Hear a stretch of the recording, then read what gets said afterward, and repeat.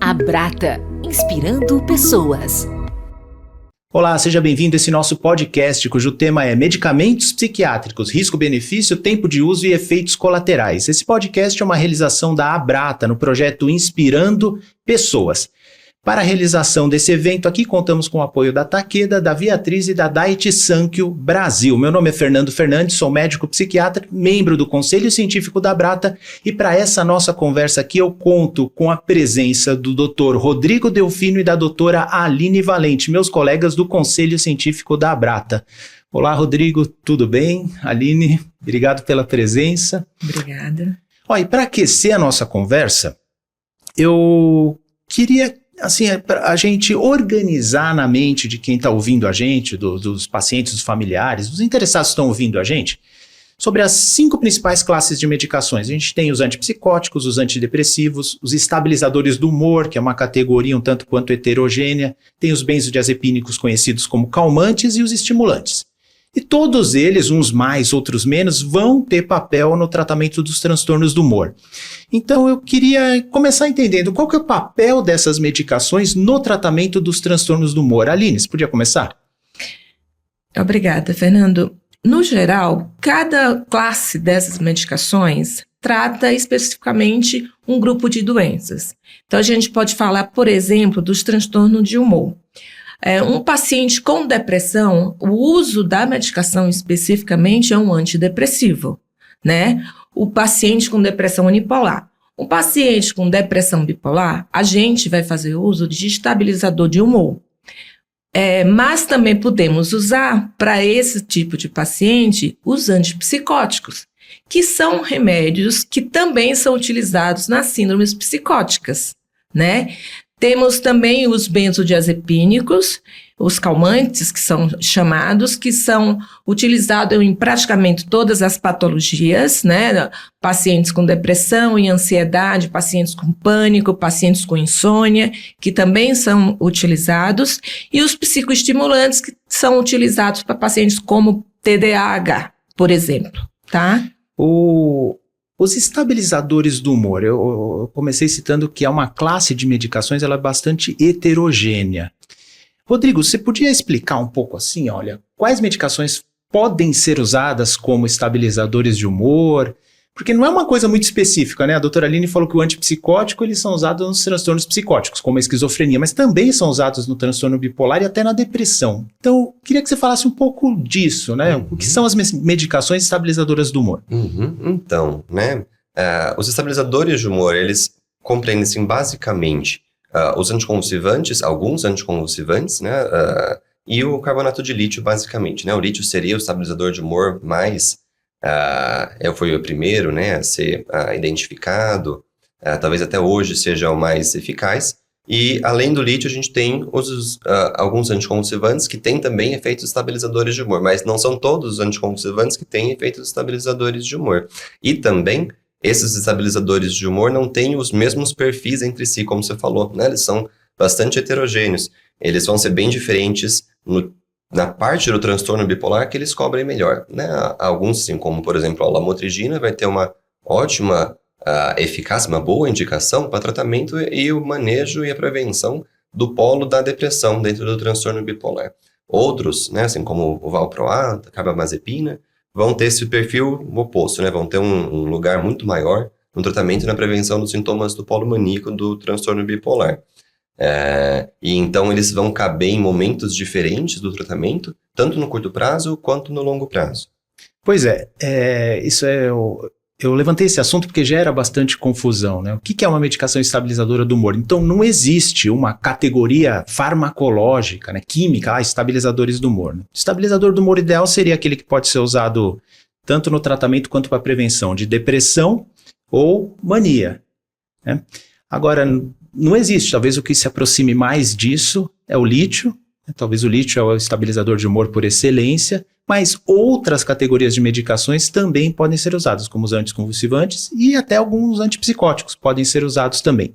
Alguns previnem mais a depressão ou tratam mais a depressão, outros previnem mais a mania ou tratam mais a mania, ou seja, o tratamento não é tão simples, né, doutora Aline? Não. o arsenal das medicações que podem ser usadas, eu queria que você me dissesse um pouco mais sobre isso, porque o transtorno bipolar, por exemplo, ele tem muitas fases. Né? Como é que é o uso das medicações nas diferentes fases? Na verdade, para fazer uso de qualquer uma das medicações no transtorno bipolar, a gente tem que levar em consideração as diretrizes, né? Excelente. O que a gente vai escolher?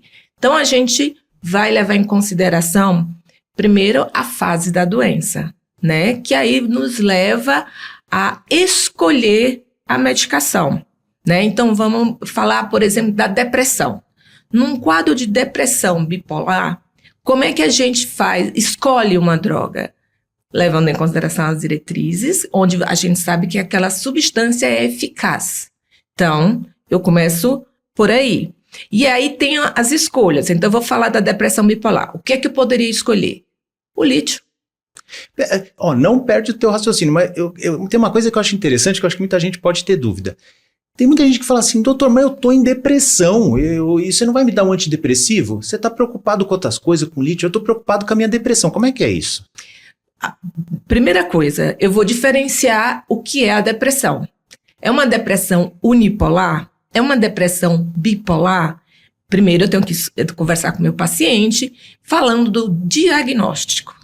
Tá. Né? Uma vez com o diagnóstico, eu vou ter uma condução do tratamento.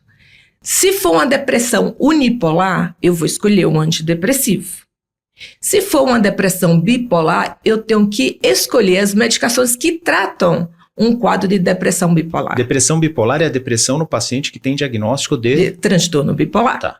Então, a gente vai escolher, por exemplo, podemos escolher o lítio, podemos escolher a quetiapina, que é um antipsicótico, podemos escolher a lamotrigina, que é um anticonvulsivante, e podemos escolher a lurazidona, que é um antipsicótico. Eu falei aqui de 3 classes medicamentosas diferentes para tratar a depressão bipolar, né?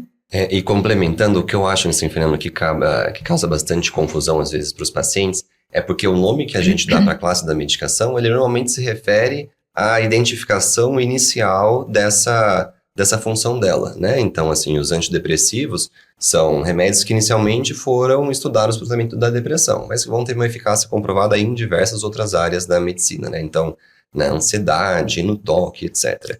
E o inverso também ocorre, né? A gente também vai identificar muitas outras medicações que vão ter um efeito antidepressivo que não são da família dos antidepressivos classicamente, como a gente chama da família, né? Foi muito bem lembrado. Doutor, que isso gera confusão. Garanto que alguns aqui já fizeram essa confusão. Doutor, eu tenho ansiedade, por que você está me dando antidepressivo? Né? Doutor, exato. Eu tenho transtorno bipolar, mas eu li aqui na bula que essa medicação é para epilepsia. Exato. Então, isso gera bastante confusão. Então, acho que um conceito que tem que ficar claro é que as medicações psiquiátricas, elas não são específicas, elas podem ser usadas em diferentes contextos, né? E assim, a categoria da medicação não determina necessariamente o seu uso. Dr. Rodrigo falou uma coisa interessante. E uma curiosidade, lá na década de 50, por exemplo, os primeiros antidepressivos, na verdade, eles foram testados imaginando que eles seriam antipsicóticos.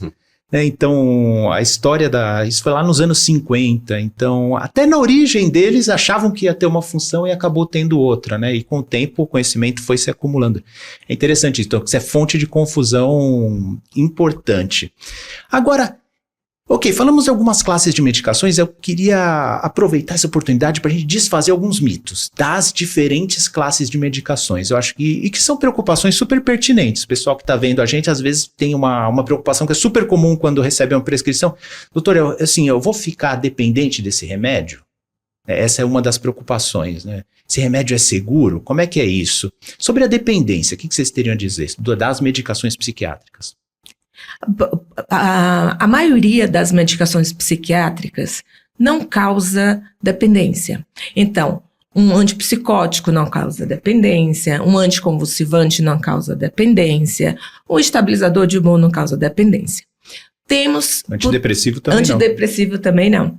Podemos falar que os calmantes, os sedativos, né, tipo diazepam, bromazepam, clonazepam, são medicações que, se usadas de forma, vamos dizer assim, de longa duração, né, com uma frequência muito grande, podem causar dependência.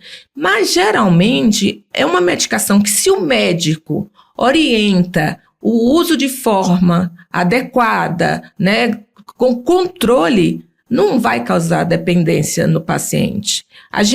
Até eu brinco com os pacientes que é uma medicação que, se a gente dá, a gente tira, né? Então, não é para causar dependência, esse não é o objetivo, né? Sim. E outras drogas que podem causar dependência são os psicoestimulantes, né? Que, do mesmo jeito que a gente dá, a gente tira, né? Então, na verdade, outra brincadeira que eu faço com os pacientes é: se a gente tira o vício da dependência à cocaína, a maconha, benzodiazepínicos é mais fácil, né, Fernando? Certamente.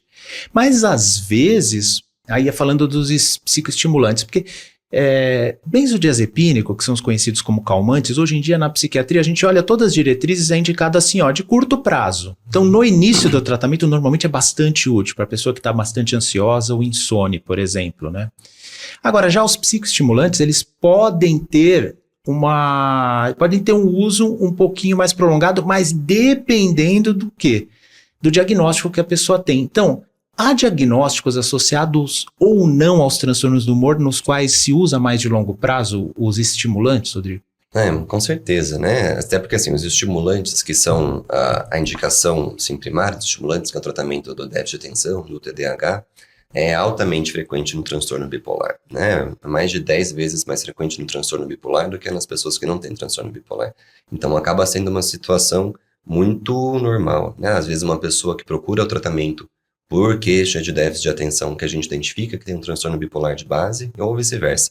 Alguém procura o tratamento pela instabilidade do humor, que a gente faça um diagnóstico do transtorno bipolar e de base tenha um diagnóstico do déficit de atenção.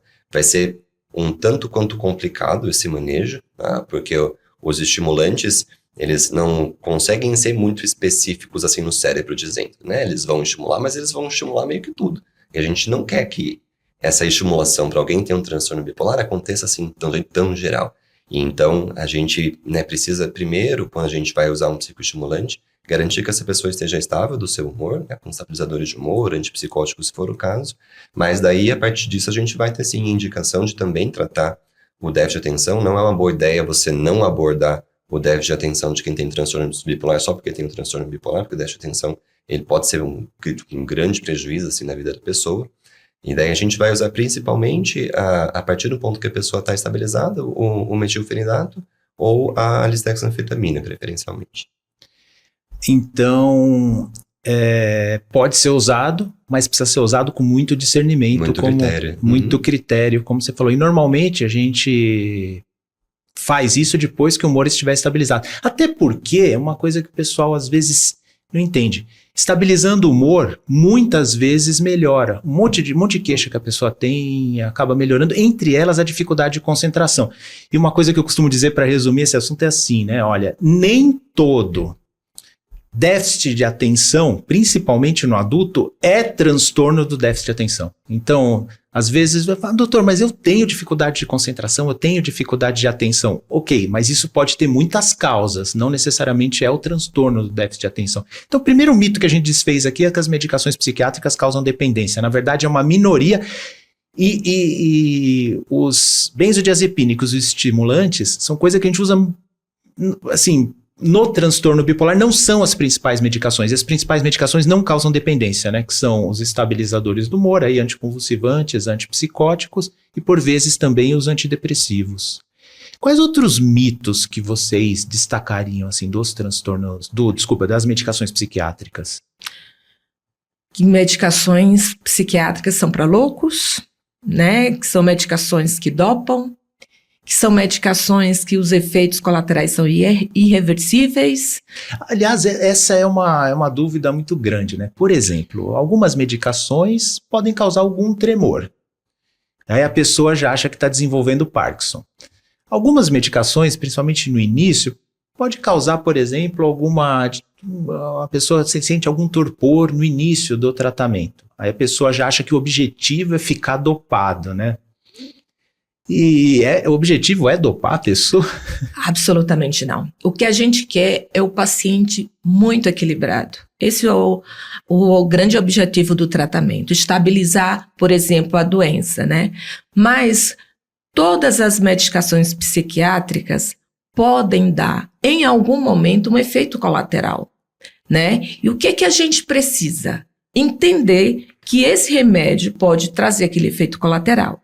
Cabe a nós conversar com o paciente, explicando, por exemplo, vou falar do efeito colateral sono da quetiapina. Então, eu já sei que o remédio pode dar sono. E imagina se o paciente tiver muito sono no início, ele vai achar que ele está dopado, né? E algumas vezes ele acha que o objetivo do tratamento é esse. Pô, é isso que o médico quer fazer comigo? Não vai dar certo não, né? Exatamente. E é uma medicação de extrema qualidade, né, que pode dar esse efeito colateral, sim, a gente orienta que sim, mas que pode se adaptar com o passar do tempo, que pode melhorar. E é lógico que tem pessoas mais sensíveis. Se nesta pessoa, o sono, a hipersonia continuar, nada nos impede de trocar de remédio. Isso que tem que ficar claro para o paciente. Teve algum efeito colateral que está limitando a vida dele no dia a dia, a gente conversa, a gente troca, mas o que a gente quer é o equilíbrio. Ô Rodrigo, a doutora Aline falou uma coisa en passant, mas eu queria até destacar aqui, que a maioria dos efeitos colaterais, eles são mais comuns no início, e o efeito terapêutico é o contrário, vem com o tempo. Então, às vezes, precisa ter uma persistência, né, em usar o remédio. Queria que você comentasse isso. Queria que você já aproveitasse e comentasse uma outra coisa. Às vezes, o efeito colateral, ele vem pro bem do paciente também, né? Com certeza, né? Por exemplo, nesse efeito do sono que a gente estava comentando, vão ter medicações que vão dar mais sono. Tem medicações, às vezes, que vão até tirar um pouco do sono, né? Então, para uma pessoa que está com sono demais, está com hipersonia, como a Aline falou, a gente pode usar isso para escolher o tipo de medicação que pode ser mais útil para a pessoa. A gente vai evitar os remédios que vão dar mais sono e vai escolher os mais ativadores. Por outro lado, extremamente frequente que pessoas com depressão, com transtorno bipolar tenham insônia. E daí nisso, o efeito colateral da medicação pode ser bastante terapêutico. Mesma questão com apetite, né? Grande parte dos remédios podem ter esse potencial, se a gente não cuidar, para aumentar o apetite ou poder causar aumento de peso em certos casos. E são esses remédios que a gente vai priorizar menos, que a gente vai deixar para, né, não ser a medicação de escolha para alguém que já está com uma tendência a aumento de peso. Agora, há casos que o paciente não tolera a medicação. Esse é um dos motivos pelos quais, às vezes, a gente tem que substituir uma medicação. Porém, os ajustes, eles também são necessários ao longo do tempo. Às vezes ajuste de dose, às vezes troca de medicação, às vezes tem que juntar uma medicação com a outra, né? E aí eu queria que vocês comentassem sobre isso. Em primeiro lugar, é preciso então ter uma cumplicidade, uma confiança na relação médico-paciente. Que às vezes o efeito colateral não é tolerado. Às vezes o paciente tem uma noção que o efeito colateral é perigoso e não é. Às vezes acontece até o contrário, o paciente melhorou, mas a gente percebe um efeito colateral no paciente que não pode ser tolerado. Então, queria que vocês comentassem sobre isso. Como é que é feito o andamento e as modificações ao longo do tempo, que são muito comuns, né? Olha, a primeira coisa, quando eu vou ditar uma conduta, eu tenho cuidado para entender, para buscar o entendimento do paciente frente à doença dele, né? O que ele realmente tem e se ele entendeu o que ele tem. Para daí a gente começar um processo, porque o tratamento é um processo, né?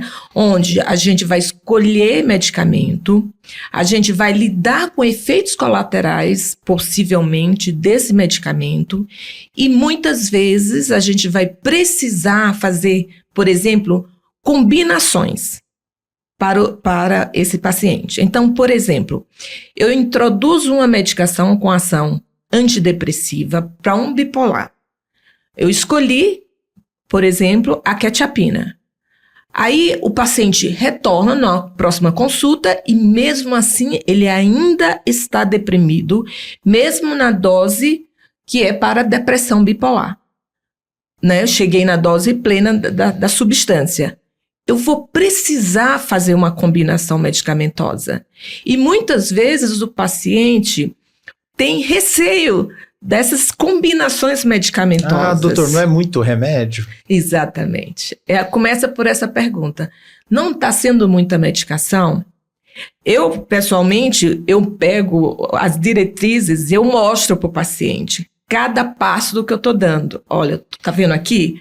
Aqui foi escolhido isso, mas aqui agora eu tenho que escolher isso, possivelmente porque é o que sua doença está pedindo. Né? Então, ele entender o processo do tratamento já faz uma diferença muito grande, porque eu tenho que lidar com efeitos colaterais das combinações e tendo efeitos colaterais que, por exemplo, muitos não gostam, como é o caso do sobrepeso, né? Aumento do apetite, aí a gente vai buscar trabalhar com equipe multidisciplinar, né? Então, onde a gente vai acionar um endocrinologista, um nutrólogo, para que a gente possa trabalhar junto, né, nesse processo, que não é curto.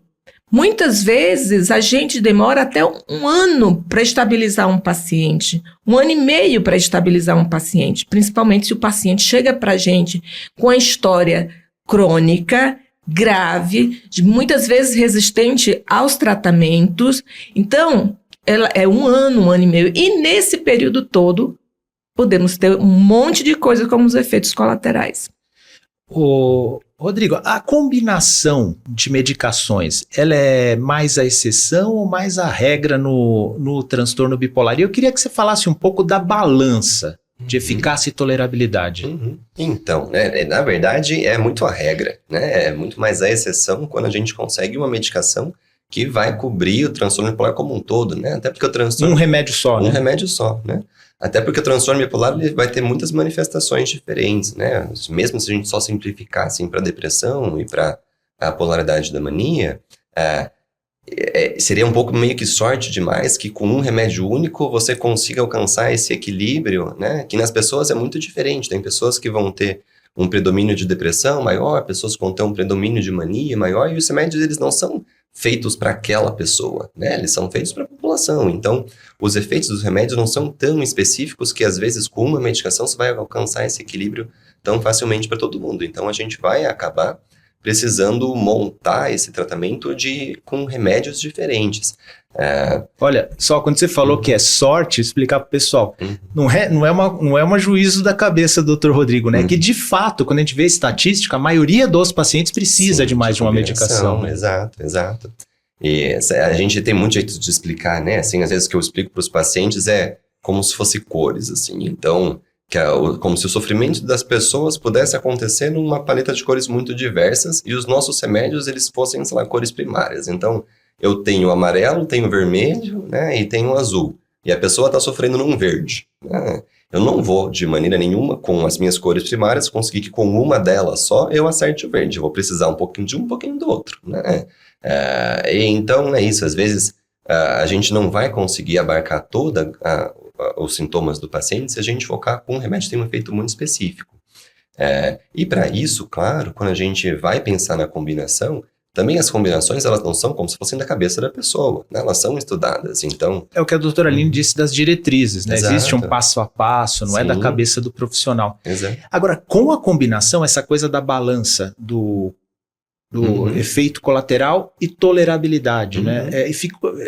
Precisa sempre ser pesado, né? Porque a doutora Aline falou, efeito colateral sempre vai ter. Aí, como é que fica essa discussão com o paciente, né?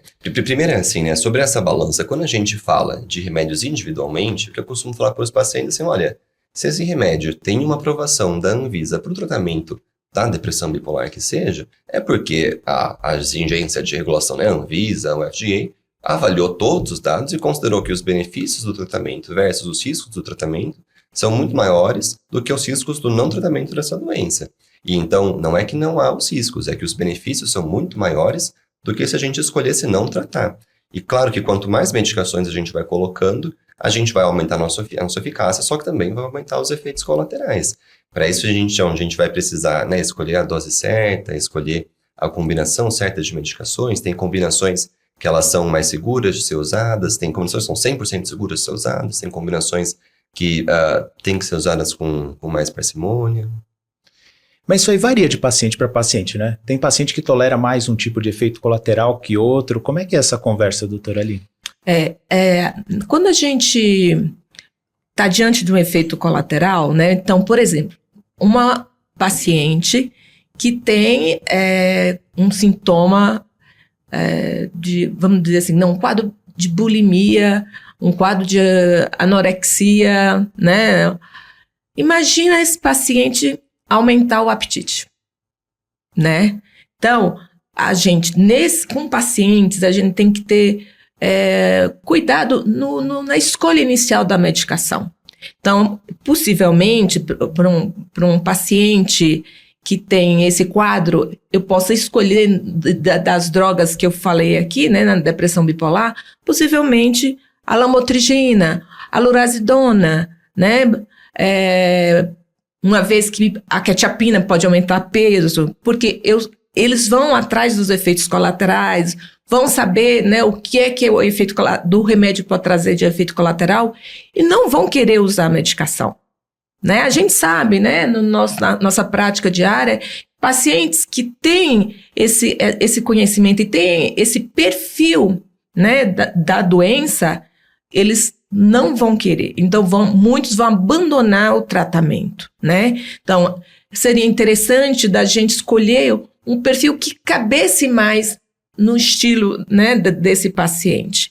Porque a gente não quer que pare o tratamento, que é o mais importante. E daí, complementando, acho que isso que a gente tinha comentado mais cedo, né, da importância da cumplicidade, né, do médico e do paciente no tratamento, para também deixar muito claro que em nenhum momento, né, o médico tem nenhum interesse de fazer mal para o paciente. Então, ou de fazer que ele fique pior, que ele tenha uma qualidade de vida pior do que ele estava antes. Então, na pior das hipóteses, né, se a gente começa uma medicação que o paciente de fato não se adaptou, que está trazendo um prejuízo grande para ele, sim, com certeza, a gente vai discutir essa troca para uma outra medicação. A gente não vai, né?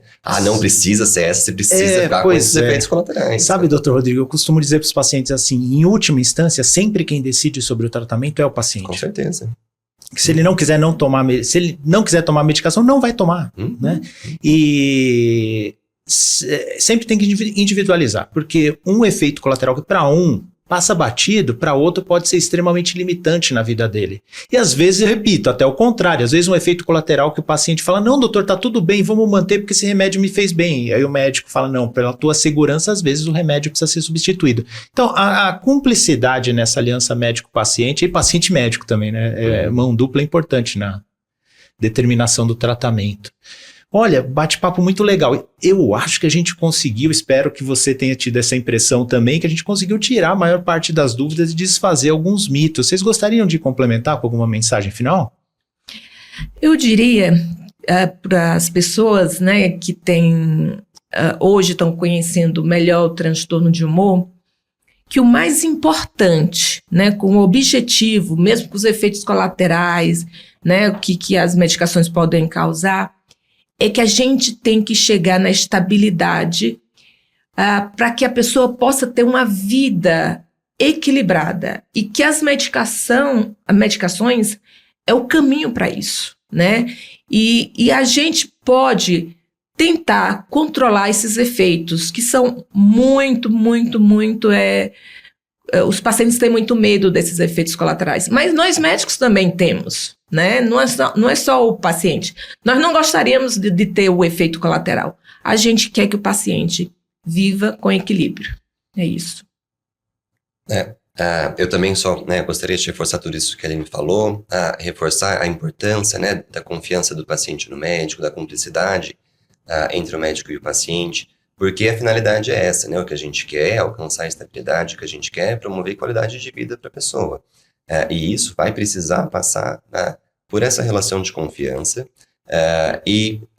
O paciente, é importante também que ele tenha essa compreensão de que a gente sempre, quando a gente passa uma medicação, Esse CMS não é a primeira vez que esse remédio está sendo usado, ele já foi usado milhares, milhões de vezes. Então, o que ele pode fazer de efeitos colaterais, o que ele pode fazer de benefícios, são coisas que a gente discute, que a gente antecipa e que a gente está pronto para manejar, caso eles venham a acontecer. E esse manejo sempre vai acontecer, porque a finalidade é isso, é a estabilização, é a recuperação da qualidade de vida, e garantindo, né, uma conversa aberta entre o médico e o paciente, isso é plenamente algo possível e que a gente vai, em toda consulta, estar trabalhando para acontecer.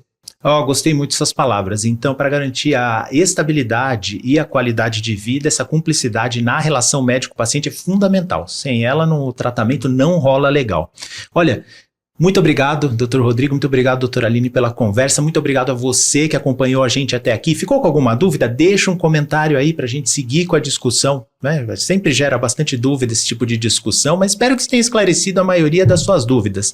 E não esquece de seguir a Abrata em todas as redes. Novamente, muito obrigado pela sua audiência, fique com Deus e até uma próxima. Abrata, inspirando pessoas.